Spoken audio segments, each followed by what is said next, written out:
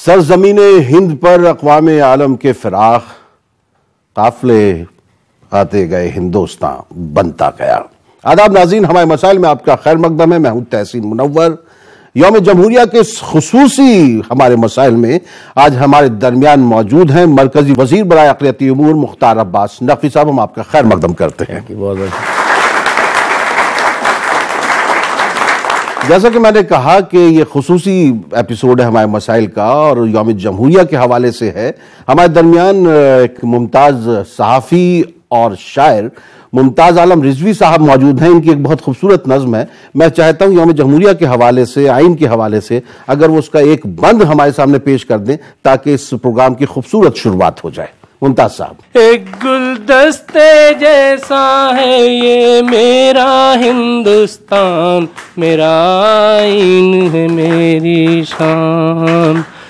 जश्न मनाओ आपने पाया एक अच्छा आइन, जश्न मनाओ आपने पाया एक अच्छा आइन। दे इंसाफ सभी को ये है एक सच्चा आइन, दे इंसाफ सभी को ये है एक सच्चा आइन। पूरी दुनिया में है इससे अपनी तो पहचान, मेरा आइन है मेरी शान, मेरा आइन है मेरी जान। बहुत खूबसूरत। मुख्तार साहब, जब हम अपने मसाइल की जानिब देखते हैं और जब भी जिक्र होता है तो यहाँ पे अक्सर लोगों ने यही कहा जो मुमताज़ साहब कह रहे हैं, जो आइन है वही हमारी सबसे बड़ी ताकत है और अगर हमें कहीं दुश्वारी परेशानी हो तो हमें आइन के रास्ते से ही उसको हल करना चाहिए। तो आपको क्या महसूस होता है आज यौम जमहूरिया के मौके पर, अगर आप कुछ बात कहना चाहें इस आइन के हवाले से और हमारे मसाइल के हवाले से? आज जब हम आज़ादी की बात कर रहे हैं तो हमको जो है वो बंटवारे के वक्त पे जाना पड़ेगा। दो मुल्क बटे, पाकिस्तान है और एक हिंदुस्तान है। वहाँ पर किस तरह का डेमोक्रेटिक सिस्टम है, वहाँ पर किस तरह का कॉन्स्टिट्यूशनल उसकी वैल्यूज़ क्या हैं, किस तरह के हालात हैं और मेरे मुल्क में है। तो हम मानते हैं कि मेरे मुल्क में डेमोक्रेसी बहुत स्ट्रांग इसलिए है कि हमारे पास एक इतना स्ट्रांग कॉन्स्टिट्यूशन, एक स्ट्रांग आइन है जो कि सभी समाज के हिस्सों की मजबूत हिफाजत की गारंटी देता है। इसलिए जो है वो मैं मानता हूँ कि कोई भी सरकार होगी, हमारी है, उनकी है, किसकी नहीं है, लेकिन वो आइन के और हमारे उस कॉन्स्टिट्यूशनल फ्रेमवर्क के बाहर नहीं जा सकती। तो जब हम अपने मसाइल की जानिब देखते हैं, गुज़िश्ता 70 वर्ष की जानिब भी अगर तवज्जो देते हैं, तो क्या आइन को हमने नाकाम किया है या हम कहाँ ऐसा हो गया कि हमारे पास मसाइल का अंबार लगता चला गया है? नहीं, मैं नहीं मानता कि कोई नाकाम है। देखिए, हमारा मुल्क जो है वो इतना बड़ा मुल्क है, हमारा 125 करोड़ से ज़्यादा लोगों की आबादी है और उसके बावजूद भी हमारी जो कॉन्स्टिट्यूशनल वैल्यूज़ हैं वो कॉन्स्टिट्यूशनल वैल्यूज़ जो हैं वो वैसे ही पुख्ता हैं। दुनिया का तमाम देश होंगे ऐसे, लेकिन मेरे देश में जो है वो अगर आज एक स्टेट में इलेक्शन होता है तो 1 घंटे के अंदर दूसरा चीफ मिनिस्टर जो है वो इस्तीफा देता है और जाकर के वो दूसरा नया चीफ मिनिस्टर शपथ ले लेता है। और किसी उसके बाद क्या पाकिस्तान में ऐसा होता है क्या? पाकिस्तान में जो है वो पता लगा कि वो फौज कब्जा कर लेगी। लेकिन सर वो जो तो इसलिए हम मानते हैं कि हमारे मुल्क में, हमारा मुल्क जो है वो बहुत खूबसूरत मुल्क है, हमारे मुल्क के लोग बहुत खूबसूरत हैं और जब भी कभी भी आइन के साथ छेड़छाड़ होती है या हुई तो मुल्क में रिवोल्ट हुआ है। 77 आपको याद होगा, 77 में मिसेस गांधी जैसी बहुत ताकतवर एक प्राइम मिनिस्टर थी जिनको कहा जाता था कि कोई छू ही नहीं सकता, लेकिन क्या रिवोल्ट हुआ था। पब्लिक खुद जो है वो सड़कों पे आ गई थी और न कोई लीडर था न कोई कैंडिडेट था, लेकिन लोगों ने उनको उखाड़ फेंका। और यही जमहूरियत की खूबी है। जी हाँ। तो जमहूरियत में सबका साथ सबका विकास जो है यकीनी हो सकता है, जिस नारे के साथ आपकी हुकूमत आई थी। आपको क्या लगता है कि गुज़िश्ता 4.5 वर्षों में या अब तो तकरीबन 5 वर्षों में वो हम सबका साथ सबका विकास में कहाँ तक कामयाब हो पाए? डेवलपमेंट विदाउट डिस्क्रिमिनेशन, यानी कि तरक्की बगैर तासुब के, इस कमिटमेंट को आपको जो है वो मजबूत करना होगा। और उस कमिटमेंट को हमने मजबूत करने की कोशिश की है। हमने जो है वो कोशिश की है कि कोई भी समाज का हिस्सा ये ना महसूस करे कि उसके साथ तासुब हो रहा है, उसके साथ डिस्क्रिमिनेशन किया जा रहा है। और ये शिकायत पूरे 5 साल में आप नहीं बता सकते कि कोई समाज का हिस्सा है कहे कि साहब हमको जो है वो पढ़ाई में हमारे साथ डिस्क्रिमिनेशन है, हमारे साथ नौकरियों में डिस्क्रिमिनेशन है। मैं ये नहीं कहता कि सारी चीजें एकदम सब कुछ ठीक करेक्ट हो गई, लेकिन एक नियत, मजबूत नियत के साथ इस काम को आगे बढ़ाया गया है। और उसका नतीजा हुआ कि जब हम 5 साल में कह रहे हैं आपसे, तो हम 4 करोड़ से ज्यादा लड़के लड़कियों को स्कॉलरशिप दे दिया हमने। जहां पर कि 37%, 75%, 76% ड्रॉप आउट रेट था लड़कियों का, वो आज 37% नीचे हो गया, जिसे जीरो करना है। उसके अलावा जो है वो और तमाम जो ऐसे मसले थे जिन मसलों को कि जिसका कि समाधान होना चाहिए था। अब एक छोटी सी बात है जिसको कि बहुत अभी भी तमाम मैं देखता हूँ सोशल मीडिया में, इतना मतलब मैं तो उन तमाम लोगों को कहता हूँ कि जो लोग डर रहे थे, कह रहे थे कि साहब आप ये सब्सिडी हज की खत्म कर रहे हैं, मुसलमान तो एकदम चढ़ जाएगा। तो मैंने कहा ऐसा नहीं होगा। हमने कहा वो चाहता है कि आप सब्सिडी खत्म करिए, जो उसके ऊपर ये आपने एक तोहमत लगा रखी है, एक कलंक लगा रखा है, वो खत्म होना चाहिए। अब उसके बाद आया नहीं साहब हम गरीब कैसे जाएगा। यानी सब्सिडी एक धोखा था और एक फ्रॉड था कि सब्सिडी के नाम पर जो है वो आप पॉलिटिकल एक्सप्लॉयटेशन कर रहे थे। सब्सिडी खत्म होने के बाद भी हज जो है वो सब्सिडी का जितना रेट था उससे सस्ता हो गया, और इस बार तो और सस्ता होगा, जीएसटी कम हो जाएगी। नहीं सर, अब जीएसटी आपने कम किया, लेकिन ग्लोबल टेंडर की जो बात हो रही है वो अभी भी नहीं हो पा रहा है, जो ग्लोबल टेंडर के लिए। अच्छा भाई, आपको हज करने कहाँ जाना है? नहीं, कंपटीशन होगा। नहीं, जाएंगे कहाँ आप? सऊदी अरब जाएंगे ना। तो जब सऊदी अरब जाएंगे तो हमारा एक बायलैटरल एग्रीमेंट होता है। सऊदी गवर्नमेंट क्या कह रही है, हमारी गवर्नमेंट क्या कर रही है, हम कहेंगे नहीं जी ग्लोबल टेंडर होना चाहिए, वो कहेंगे नहीं जी आप हमारी कंट्री की जो एयरलाइंस है उसको आप 50% ले लीजिए और हमारी आप अपनी कंट्री से ले जाइए, और हम ग्लोबल टेंडर अलाउ नहीं करेंगे। उनकी शराइत होती है, वो शराइत है, वो एग्रीमेंट है। वो एग्रीमेंट हमारे टाइम का नहीं है, वो एग्रीमेंट आज से 30-35 साल 20। तो सभी ममालिक के साथ उनकी ये शराइत होती है? सभी ममालिक के साथ, मतलब सिर्फ इंडिया के साथ नहीं है। 50% तो सऊदी एयरलाइंस के साथ आपको ले जाना पड़ेगा, उसके अलावा 50% आपको अपनी जो आपके घरेलू उड़ाने हैं उनसे आपको ले जाना पड़ेगा। लेकिन उसके बावजूद भी उनको एक अच्छी बात है, उन्होंने कहा जो रेट आप तय करेंगे वही रेट जो है वो हम भी लेंगे। वो उनका उस पे कोई वो नहीं है। अभी आपकी वजारत के तहत ये जो जब से महकमे हज आया, तो अभी आपने उसके दफ्तर का भी वो किया था, हमारे यहाँ वो खबर भी गई थी। लेकिन कुछ लोग कह रहे हैं कि अगर वजारत खारजा के साथ अगर ये रहता हज मामलात जो हैं, तो सऊदी अरब वगैरह में जो दुश्वारियां परेशानियां वहां का कॉन्सुलेट उनकी सुन लेता, आपको फिर वाया उनके थ्रू काम करना पड़ेगा। जैसे गुज़िश्ता बरस भी कुछ दुश्वारियां आई थी। बिल्कुल सुनते हैं, 24 आवर जो है वो हमारे निर्देश पे काम करते हैं। जो मिनिस्ट्री ऑफ एक्सटर्नल अफेयर है उन्होंने बहुत क्लियर कट उनको कह रखा है कि हमारे सिर्फ आप फॉरेन सर्विसेज के ऑफिसर हो सकते हैं, बट आपको निर्देश जो है, आपको डायरेक्शन जो है वो मिनिस्ट्री ऑफ माइनॉरिटी अफेयर्स का ही मानना पड़ेगा, और इसलिए कहीं कोई कंफ्यूजन नहीं। सर इस बार दरखास्तें कम आई हैं, जैसे झारखंड वगैरह से सुना है काफी तादाद कम हुई है। वहाँ क्या कलकत्ता और झारखंड का जो कंफ्यूजन है वो है एम्बार्केशन पॉइंट का? कई स्टेट ऐसी हैं जो जिनके कोटे ज्यादा होते हैं, दरखास्तें अभी की बात नहीं, हमेशा ही होता है ऐसा, कम आती हैं।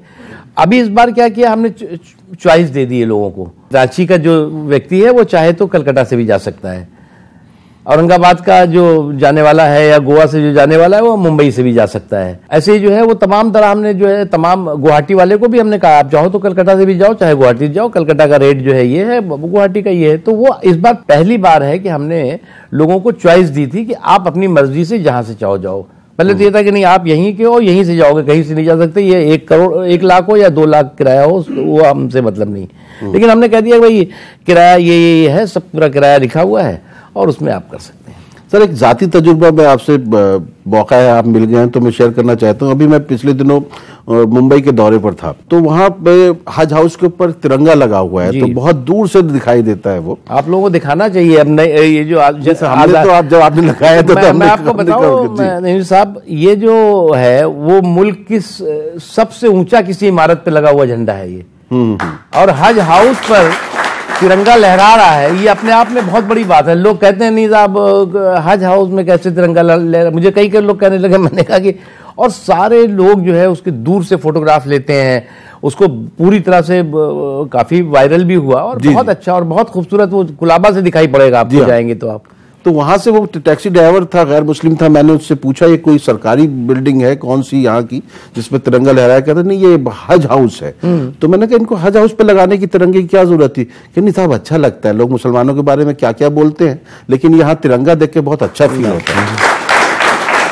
तो मैं पूछ रहा हूं कि जब मुसलमानों के दिल में तिरंगा मौजूद है तो क्या उनको ये दिखाना बहुत जरूरी है? कोई अगर ये कहे कि मुसलमानों या अल्पसंख्यकों के अंदर हुब्बुल वतनी की कोई कमी है तो मैं उनको जो है उससे मैं सहमत नहीं हूं, बल्कि वो लोग ऐसे लोग हैं जो लोग कि कहीं ना कहीं खुद जो है वो बेईमान है जो इस तरह की बात करते हैं।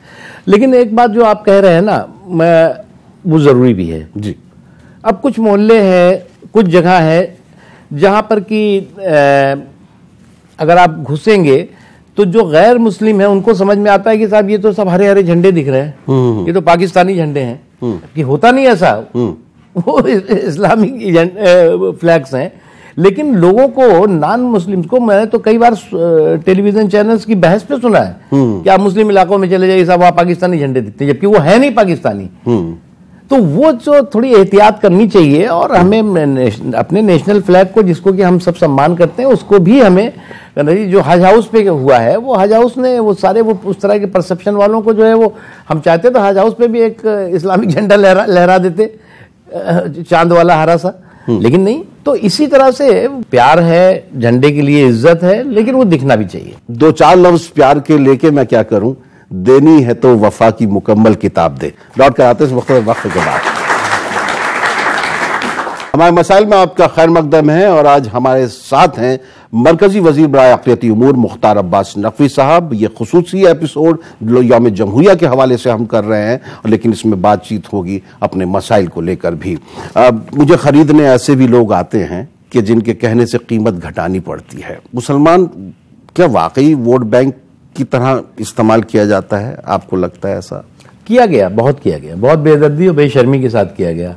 एजुकेशन की कमी और भी तमाम तरह की जो मसाइल हैं उसकी वजह से वो बहुत जल्दी उसको एक्सप्लाइट किया गया। इसलिए हमारी सरकार का, देखिए एक चीज ये है कि जो हमारा विकास का मसौदा है वोट का सौदा नहीं है। ये सब लोग जानते हैं कि भाई जो सरकार ये कर रही है उसको कोई ये एक्सपेक्टेशन नहीं है कि वो 100% उसकी वजह से वोट हमें मिल जाएगा, मुस्लिम वोट।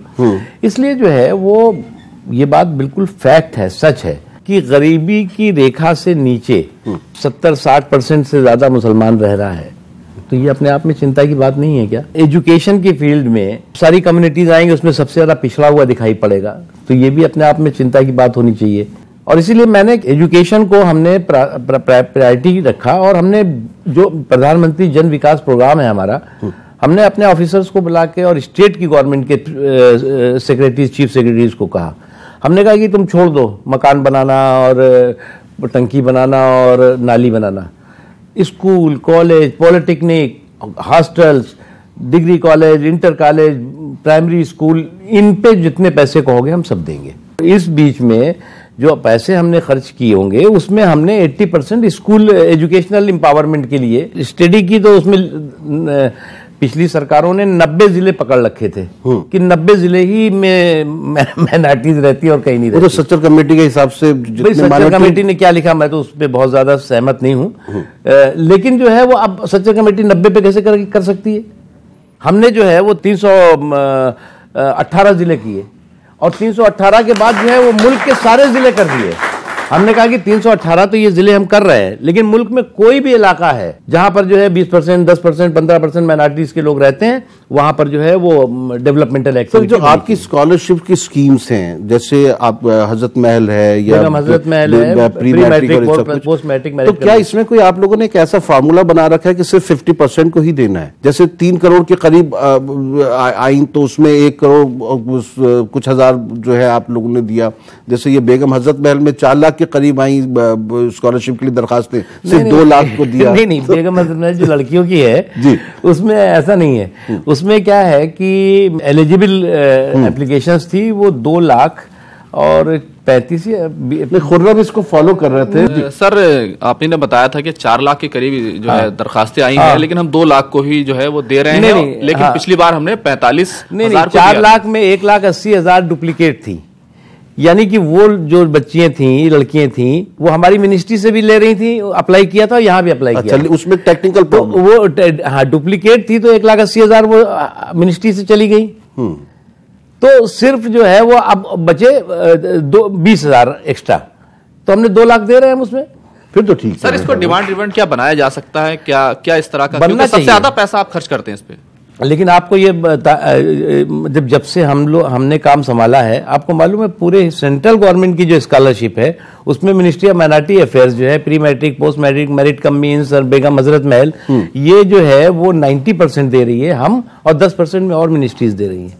और इसीलिए जो स्कॉलरशिप का पोर्टल है वो पोर्टल भी हम ही ऑपरेट करते हैं, और मिनिस्ट्री का भी। सर मैंने कहा आमिर सलीम साहब हैं हमारा समाज से। मैं आपने बेगम हजरत महल नेशनल स्कॉलरशिप की बात आई, और इसमें एक बड़ी अच्छी चीज आपने चालू की थी, शादी शगुन।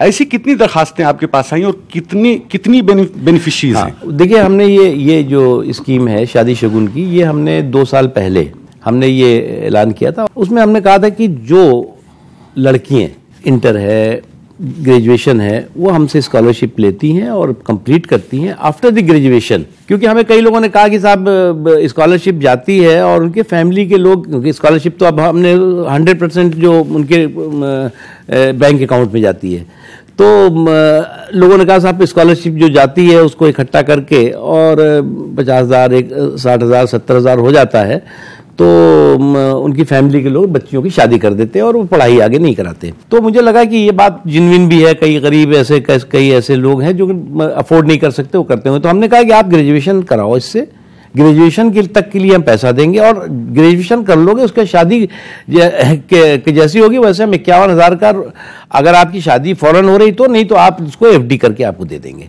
ये है। तो अभी क्योंकि 2 साल से पहले शुरू हुआ है, तो अभी मुझे लगता है कि ये लागू होगी 1 साल बाद, 1-1.5 साल बाद। तो मतलब आपकी सरकार वापस आना जरूरी है उसके लिए, या वो लागू आएगी वापस? सरकार तो आ रही है वापस।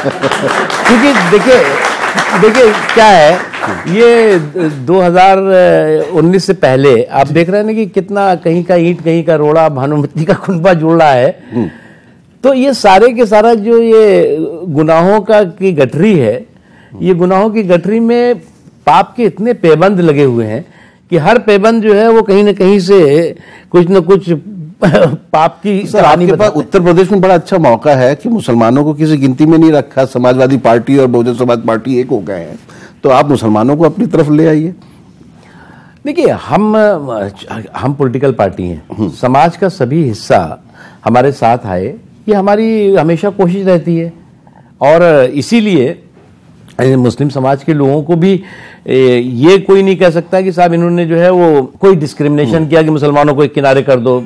अब आपको ताज्जुब होगा, मुद्रा योजना में सबसे ज्यादा जो 50,000, 1 लाख रुपए के लोन है, वो लोन जो है वो 36 या 37-38% जो है मुस्लिम कम्युनिटी ने लिया है, क्योंकि वो नेचुरली वो गरीब हैं और उनको छोटे छोटे काम करने के लिए चाहिए था। हमारे यहाँ हुनर हाट में जो है वो जो लोग लगाते हैं, उनमें से बहुत से लोग बताते हैं कि साहब हमने तो क्या है, जब से आपका हुनर हाट शुरू हुआ तब से जो है हमने जो है लोन लिया मुद्रा से, और लेकर के हम तो आदमी 10-12 लोगों को अपने साथ लगा करके और बना के बिल ले आते हैं आपके यहाँ। स्कॉलरशिप के लिए मुसलमानों के लिए आपने जो एक हद लगाई है वो 1,60,000 से कम है, और जबकि SC वगैरह के लिए वो कहीं 3 लाख के करीब होती है। इस हद को बढ़ाना नहीं चाहिए। इनकम लिमिट, हाँ इनकम लिमिट 1 लाख रुपया है, तो 1 लाख है, 1,50,000 ऐसे करके है, तो मुझे लगता है ये जिन्विन है। इससे ऊपर अगर 3 लाख तक भी आ जाए तो जो मिडिल इनकम ग्रुप है वो इसका फायदा नहीं उठा पाता है। इससे ऊपर भी कुछ में हमने कर दिया है। अभी जो आप हमारी नई गाइडलाइन देखेंगे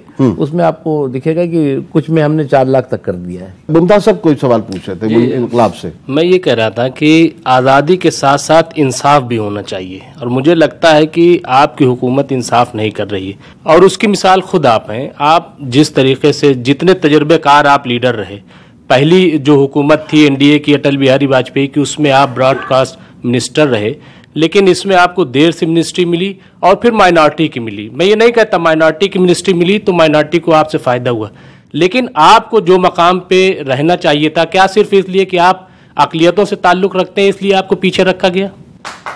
ये तो सवाल का जवाब ये नहीं दे पाएंगे। देखो मैं इसका सवाल, क्योंकि आप मुझे तो मालूम नहीं था कि आप शायर भी हैं। ये एक्सीडेंटल पॉइंट है। तो मैं उस पर कहूँगा मैं शायर तो नहीं, मगर ऐसी तुमको देखा तो शायरी मुझे भी आ गई। तो जो मैंने कई बार सुना है कि दौर है संग आजमाई का और मैं आईना सजाता हूँ।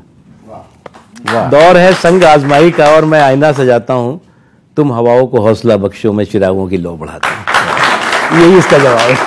सर हमारे पोर्टल से निसार साहब हैं ये। अभी स्कॉलरशिप की बात चल रही थी और ख़ास तौर पे अगर मैं बात करूं आला तालीम के लिए जो स्कॉलरशिप थी मौलाना आज़ाद फेलोशिप, अगर उसकी बात करें तो आपकी गवर्नमेंट आने के बाद में सिर्फ एक बार फॉर्म आया 5 सालों में, अभी दूसरा फॉर्म आया है। अगर 5 साल में 2 बार फॉर्म आएंगे और वो भी अब इलेक्शन होना है तो फिर ये किस हद तक इंसाफ किया जाए? मैं आपकी बात से 100% इत्तेफाक करता हूँ।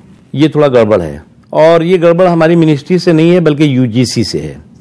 और यूजीसी इसको बहुत कैजुअल, मैंने अभी एक 15-20 दिन पहले एक मीटिंग की थी और हमको रास्ता कोई ढूंढ रहे हैं कि इसको थ्रू यूजीसी के बजाय हम इसको सीधे मिनिस्ट्री से फेलोशिप दें, क्योंकि यूजीसी बहुत कैजुअल तरीके से इसको करती है और उसके बहुत अच्छी रिपोर्ट नहीं है। I agree with you.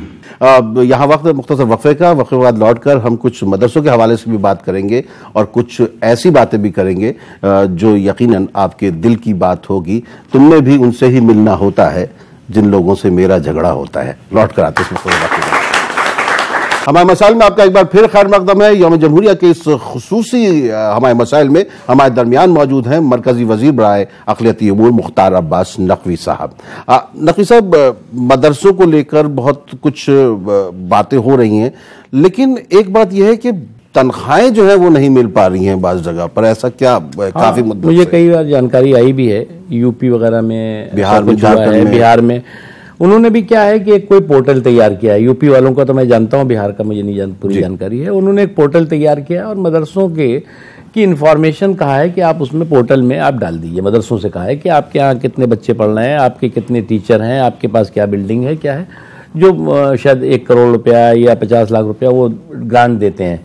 तो जिन जिन मदरसों ने वो पोर्टल पे डाल दिया है, मैंने उसको जब काफ़ी शोर मचा तो मैंने उनसे चेक किया था, लगभग 90% मदरसों ने अपने पोर्टल पर पूरी की पूरी इंफॉर्मेशन डाल दी और उनको सबको पैसे मिल रहे हैं। 10% ऐसे हैं जिन्होंने पोर्टल पे नहीं डाला है, तो वो पैसे उनको नहीं मिल रहे हैं। लेकिन हमने कहा इसमें भी कुछ उसका रास्ता निकलना चाहिए, क्योंकि जो टीचर्स हैं या जो उनको पे नहीं मिल रही तो वो ठीक नहीं है। आप कुछ पूछ रहे थे हामिद सर? मैं ये पूछना चाह रहा था सर कि ग्रांट इन एड जो है इसके तहत 2014 से आपके पास जो एप्लीकेशन अब तक आई हुई हैं, अब तक आपने उनको कंसीडर नहीं किया उन एप्लीकेशंस को। अभी नया लेटेस्ट ये पता चला है कि उन फाइलों को ही आप जो है रिजेक्ट करवा रहे हैं। तो मैं पूछना चाहता था कि ऐसा क्यों, जब कि इसको और बढ़ाना चाहिए था, ये तो और ख़त्म करने की तरफ जा रहा है। हमने प्रायोरिटी रखी है सीधे बच्चियों को स्कॉलरशिप जाए, नंबर 1। सेकंड प्रायोरिटी है जो रोजगार के साथ स्किल डेवलपमेंट की, गरीब नवाज स्किल डेवलपमेंट प्रोग्राम जो है उसमें रोजगार के साथ, जिसकी रोजगार से 100% उनको एम्प्लॉयमेंट मिल जाए। और 30 ये जो पैसा बांटने वाला काम है कि तुम आए एप्लीकेशन लेकर के कि हमको 50 लाख का ग्रांट दे दो, 60 लाख का दे दो, तो वो उसको हमने एक बार से चेक कराया था।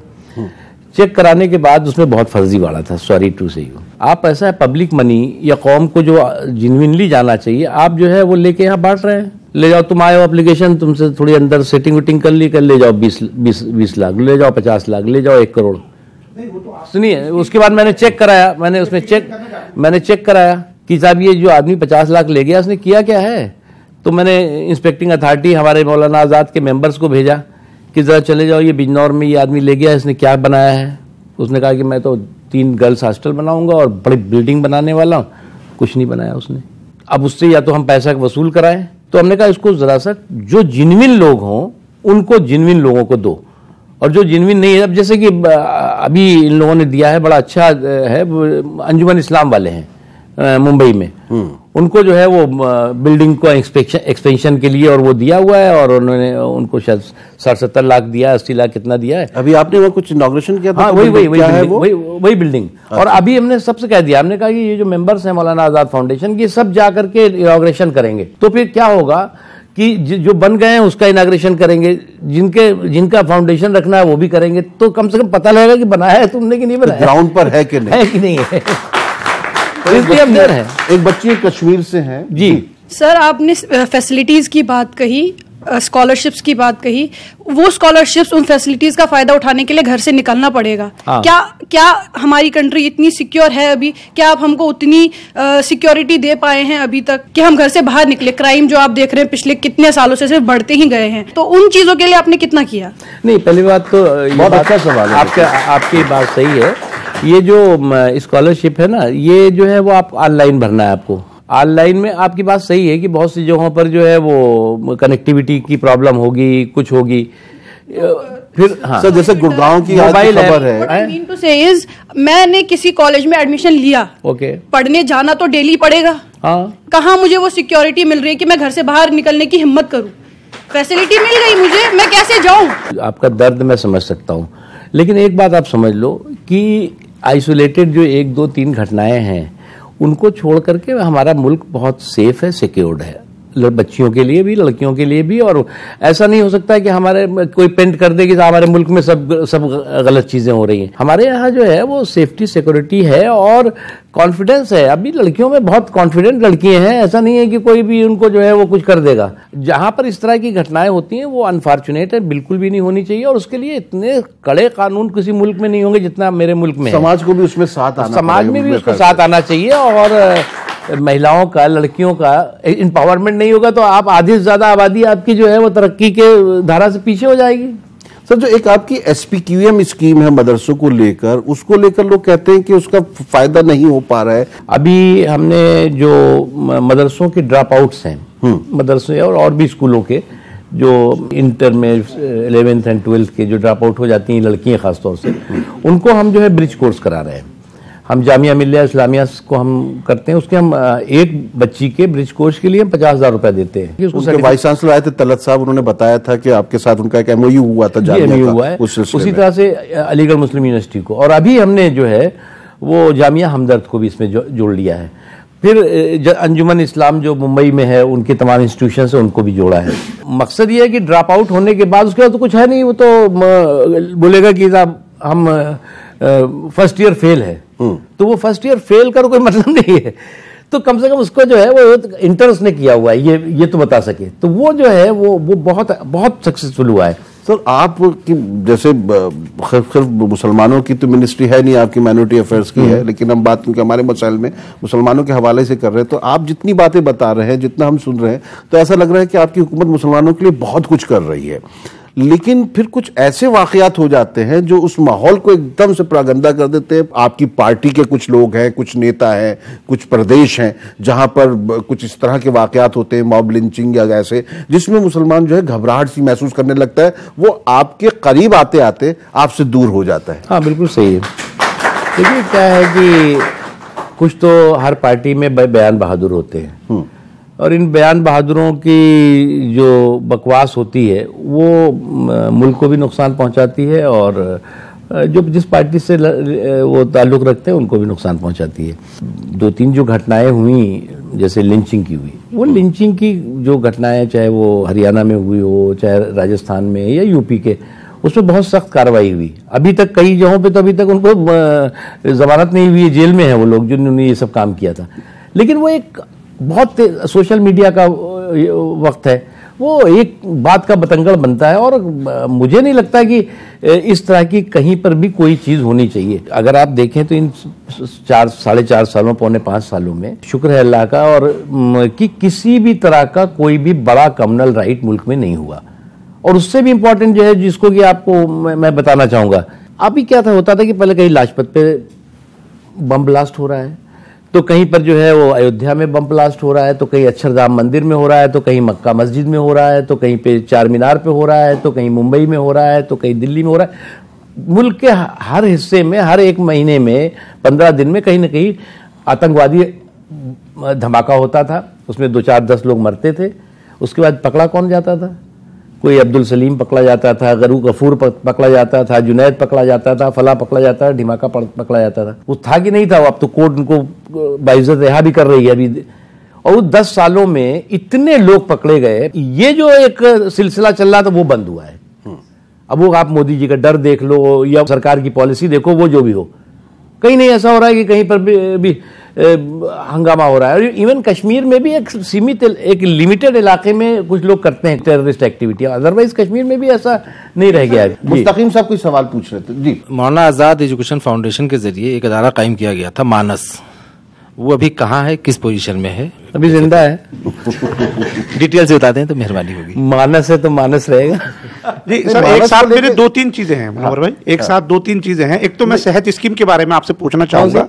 सेहत स्कीम जो पहले चल रही थी, सेहत जी, सेहत तो हेल्थ मिनिस्ट्री चलाएगी, हम क्यों चलाएंगे? नहीं तो इसीलिए रोकी शायद वो कि हेल्थ मिनिस्ट्री के अंडर में आती है वो स्कीम। मतलब हर काम हम ही तो लेकिन सर मुनव्वर भाई एक सवाल इसी के आगे है, आपकी मिनिस्ट्री के अंडर में अगर वो नहीं आती है तो ये मुशायरे वगैरह कहाँ से आपकी मिनिस्ट्री में? वो मैं पूछूंगा। एक हमारी स्कीम है, हमारी धरोहर, यानी जो हमारा कल्चर है, हमारी विरासत, जो विरासत है हमारी जिसे कहते हैं, तो हमारी विरासत जो है वो कल्चरल विरासत भी है, अदबी विरासत भी है, और उसमें जो है वो मुशायरा एक हमारे मुल्क की ऐसी चीज़ है जो लोगों को जोड़ती है। तो छोटी छोटी जगहों पे सरकार की, सेंट्रल गवर्नमेंट की तरफ से पहली बार हुआ है, अभी दिल्ली में जो हुआ, मुंबई में हुआ है और आगे करेंगे, तो वो उसको आपने देखा कि क्या लोगों का उसमें पॉजिटिव रिएक्शन था, वहाँ प्रोग्राम में था। हाँ जी। आपके साथ बीजेपी के साथ जो मुसलमान लोग जुड़े हुए हैं, मैं पार्टी की तरफ आ रहा हूं। आज इत्तेफाक से मेरे एक दोस्त सैयद अकरम हाशमी जो हैं वो बहुत मुद्दत के बाद मिले। आज इत्तेफाक से इनको पता चला कि आप यहाँ रहे हैं, तो ये यहाँ आ गए, तो मेरी इनसे तब के बाद अब मुलाकात हुई। और ये उस वक्त से बीजेपी में जुड़े हुए थे जब कोई बीजेपी के बारे में मुसलमान जो है घबराता था बात करने में।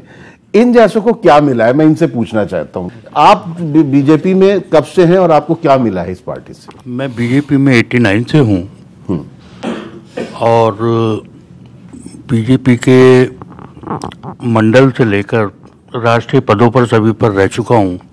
राष्ट्रीय कोषाध्यक्ष रहा, राष्ट्रीय कार्यालय प्रभारी रहा, राष्ट्रीय सचिव अभी था और आजकल पार्टी के लिए काम कर रहे हैं। आपको क्या लगता है कि ये पार्टी मुसलमानों के हित में काम करती है कि नहीं करती है? साफ सी बात, दिल से बताइएगा। सेटिस्फेक्शन है, जब तो यहाँ है। दिल से बोल रहे हैं? बिल्कुल दिल से। जी। प्रोग्राम के शुरू में ही एक बात हुई आइन की।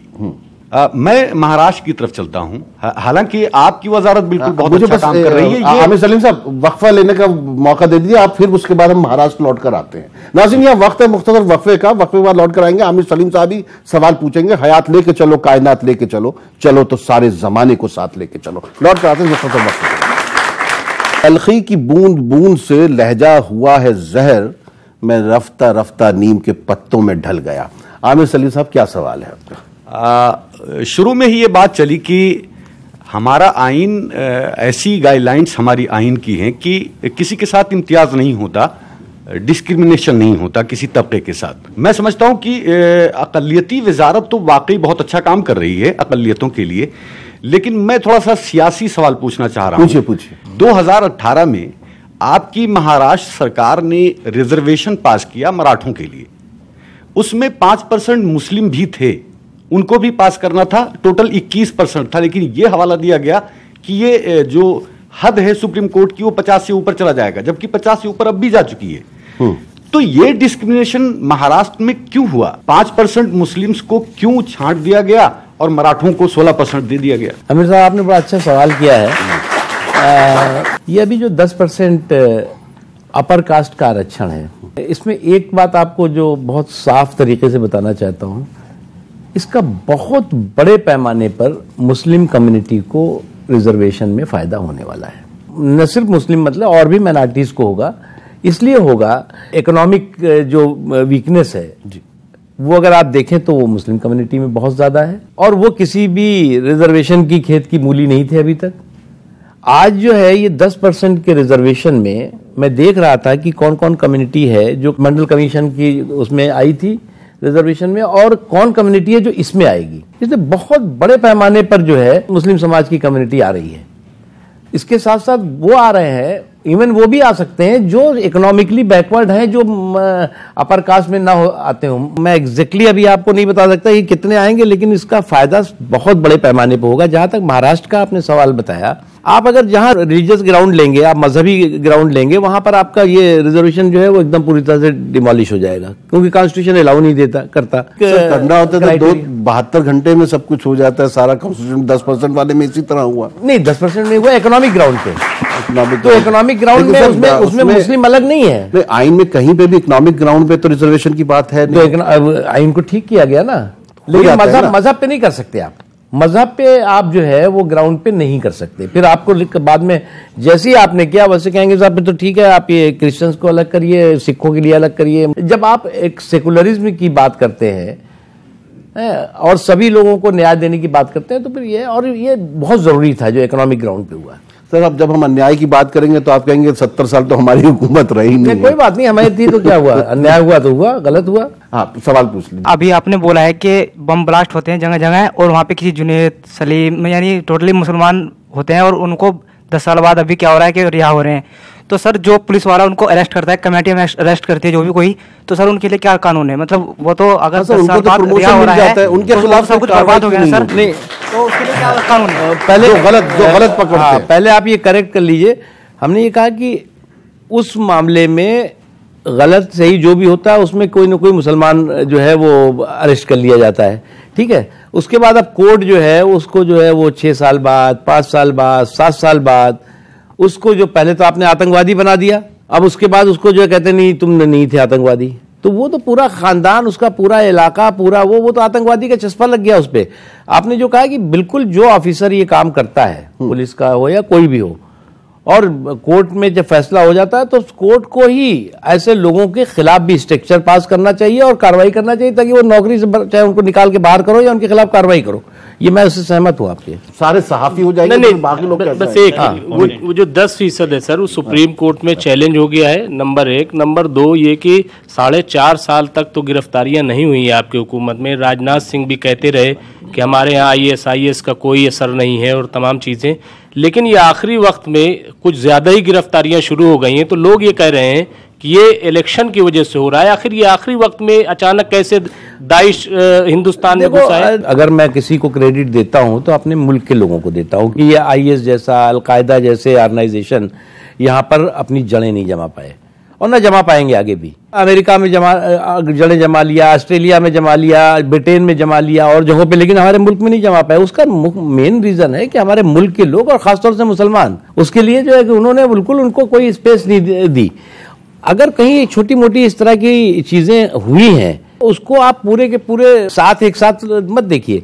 आपका इशारा होगा अभी कुछ दिनों पहले जो हुआ, जो उसमें रिस्पांसिबल होगा उसके खिलाफ कार्रवाई होगी, लेकिन पूरे मुल्क में कहीं पर ऐसी एक्टिविटी, इवन नॉर्थ ईस्ट में भी, कश्मीर में भी और जगहों पे भी कई एक्टिविटी। मुझे तो खुशी है, आप लोगों को बताऊं मैं, कहीं पर भी ऐसा, इवन कश्मीर में भी कुछ अगर IS के लोगों ने घुसपैठ करने की कोशिश की तो उनके माँ बापों ने उनको वापस बुलाया? नहीं, वापस नहीं बुलाया, इन्फॉर्म किया कि साहब हमारा बच्चा ये थोड़ा कहीं चंगुल में आ रहा है। और वो स्ट्रेटेजी भी इस हुकूमत की सही थी, क्योंकि होम मिनिस्ट्री ने भी ये तरीका रखा था कि जिसमें अगर इस तरह की कोई बात होती थी तो पेरेंट्स जो आते थे और बताते थे और वो उनको वो कर लेते थे, और हिंदुस्तान में IS जो है इसी वजह से वो दखल नहीं हो पाया। और ये बहुत अच्छी बात है, क्योंकि हम इन सब चीजों में अगर उलझेंगे तो हमारी तरक्की रुक जाएगी। इसलिए आज हमने कोशिश भी ये की है कि हम अपनी उन बातों पर बात करें जिनसे हमारे मसाइल असल में उलझे। हम हमारे मसाइल में कोशिश भी ये करते हैं कि असल मसाइल की तरफ तवज्जो दें, जहां हमारी तवानाई खत्म होती है हम उस तरफ नहीं जाते हैं। जी, मेरा सवाल यह है कि आपने शुरू में कहा था कि हम सभी तबकों को समान एक रूप से लेकर चल रहे हैं और सबका एक साथ से विकास कर रहे हैं,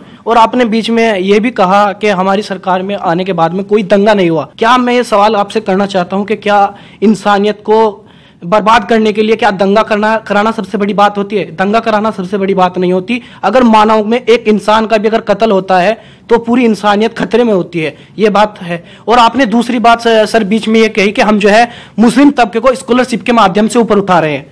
क्या सिर्फ और सिर्फ स्कॉलरशिप के माध्यम से मुस्लिम तबका ऊपर उठेगा?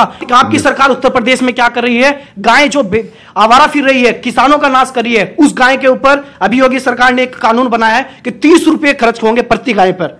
और इंसान के लिए आप टंकी नहीं बनवा सकते, आप नाले साफ सफाई के पास आपके पास धन दौलत नहीं है। और एक गाय के ऊपर आप 30 रुपए खर्च करोगे, कि अगर एक इंसान के ऊपर 5 रुपए खर्च कर दो तो इंसानियत की गरीबी भी दूर हो जाएगी, और ये जो वाद विवाद कि जो गाय के नाम पर राजनीति कर रहे हैं वो भी खत्म हो जाएगी। चलिए सर, लेकिन बहुत जज्बाती बात है और बहुत अच्छी बात कही है, लेकिन उन्होंने जो देखिए गाय को लेकर जिस तरह की सियासत होती रही है, तो कहीं ना कहीं आपकी इन कोशिशों को कमजोर नहीं करती हैं ये सारी चीजें? ये बात तो बिल्कुल सही है। डेवलपमेंट का माहौल जो है उसके लिए जरूरी है कि मुल्क में सौहार्द भी हो, भाईचारा भी हो, और साथ ही साथ सुरक्षा का एहसास भी हो। अगर जो है वो उसमें कहीं थोड़ी कमी दिखती है तो डेवलपमेंट आप कितना भी करते रहिए, वो जो है वो उसका, जैसे भाई साहब ने कहा भी, फिर उस तरह की माइंड लोगों को समझ में आएगा। पॉजिटिव कहेंगे तो वो निगेटिव समझेंगे, वो निगेटिव हम तो इसलिए क्योंकि वो एक एटमॉस्फेयर थोड़ा सा कंफ्यूजन का क्रिएट होता है। आपने अभी देखा नहीं होगा आप कि जो दंगे होते हैं 2-2, 3-3 महीने, 4-4 महीने, ठीक है छोटा सा भी हो तो इंसानियत मरती है, लेकिन जो 4-4 महीने होते हैं ना, आपने कभी भिवंडी देखा है? आपने कभी भागलपुर देखा है जहां पे खुलेआम कत्लेआम हो रहा था? आपने बगल में मलियाना देखा है जहां पे जिंदा लोगों को ट्रक में भर करके और तालाब में फेंक दिया गया था? ये मेरी सरकार नहीं थी।